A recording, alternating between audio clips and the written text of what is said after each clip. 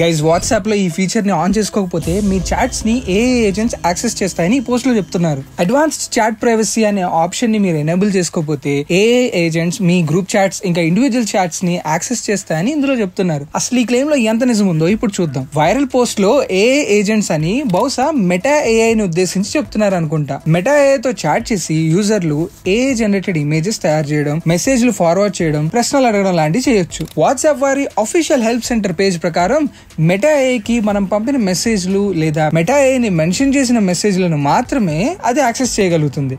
అంతేగాని గ్రూప్స్ లో లేదా పర్సనల్ చాట్స్ లో ఉన్న అన్ని మెసేజ్లను కాదు. వాట్సాప్ కాల్స్ ఇంకా పర్సనల్ మెసేజ్లు ఎండ్ టు ఎండ్ ఎన్క్రిప్షన్ ద్వారా ప్రొటెక్ట్ చేయబడి ఉంటాయి. అంటే ఈ చాట్ లో ఉన్న వారు తప్ప వేరే ఎవరు ఈ మెసేజెస్ ని చదవలేరు. ఇంకా పోస్ట్ లో చెప్తున్న అడ్వాన్స్డ్ చాట్ ప్రైవసీ ఫీచర్ విషయానికి వస్తే ఇది ఇండివిజువల్ చాట్స్ ఇంకా గ్రూప్ చాట్స్ కోసం వాట్సాప్ ఇచ్చిన ఒక కొత్త సెట్టింగ్. దీన్ని మీరు ఆన్ చేసుకుంటే మీ చాట్స్ ని వేరే వాళ్ళు ఎక్స్పోర్ట్ చేయలేరు.